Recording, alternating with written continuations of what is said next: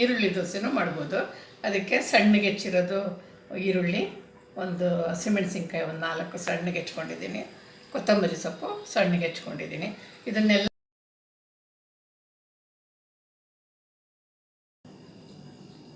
ಇದರಲ್ಲಿ ಈರುಳ್ಳಿ ದೋಸೆ ಮಾಡೋಕ್ಕೆ ತೋರಿಸೋಣ ಬನ್ನಿ. ಹೆಂಚು ಕಾದಿದೆ,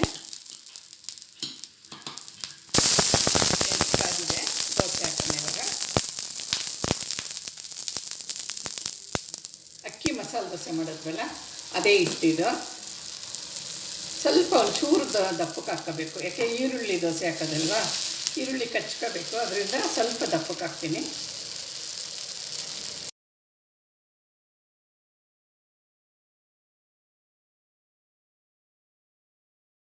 ಚೆನ್ನಾಗಿ ಬೇಯುತ್ತೆ, ಹಿಟ್ಟಿನಲ್ಲಿ ಚೆನ್ನಾಗಿ ಬೇಯುತ್ತೆ ನೋಡಿರಿ. ಈ ಥರ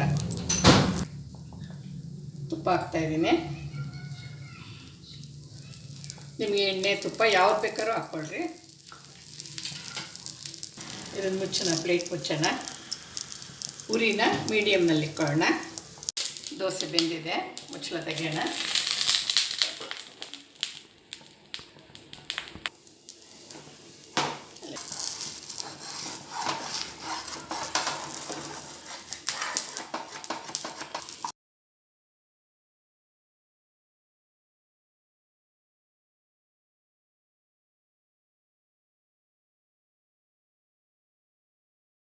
ಈರುಳ್ಳಿ ಜೊತೆಗೆ ಸ್ವಲ್ಪ ಕ್ಯಾರೆಟು ಸೇರಿಸ್ಕೊಂಡಿದ್ದೀನಿ. ಈ ಥರನೂ ಮಾಡ್ಬೋದು ಅಂತ ನಿಮಗೆ ಹೇಳೋದಕ್ಕೋಸ್ಕರ ನಾನು ಕ್ಯಾರೆಟ್ ಸೇರಿಸ್ಕೊಂಡಿರೋದು.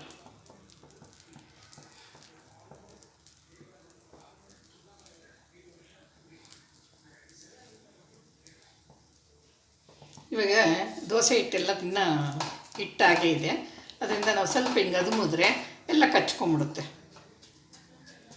ಹಿಟ್ಟು ಸ್ವಲ್ಪ ದೋಸೆ ಹಿಟ್ಟು ಸ್ವಲ್ಪ ದಪ್ಪಕ್ಕೆ ಹಾಕಿರ್ತೀವಲ್ಲ, ಅದರಿಂದ ಎಲ್ಲ ಕಚ್ಕೊಳ್ಳುತ್ತೆ. ಇವಾಗ ಸ್ವಲ್ಪ ತುಪ್ಪ ಹಾಕೋಣ.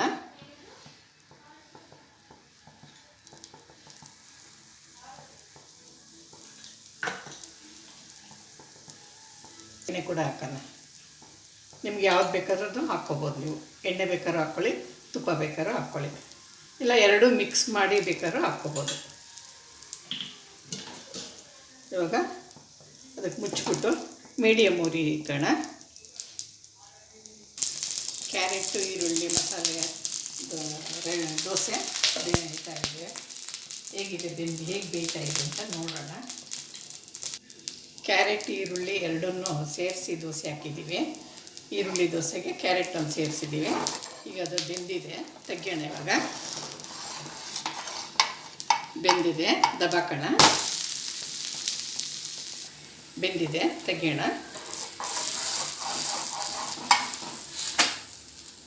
ನೋಡಿರಿ ಎಷ್ಟು ಕಲರ್ಫುಲ್ಲಾಗಿ ಎಷ್ಟು ಚೆನ್ನಾಗಿ ಬಂದಿದೆ. ವಾವ್.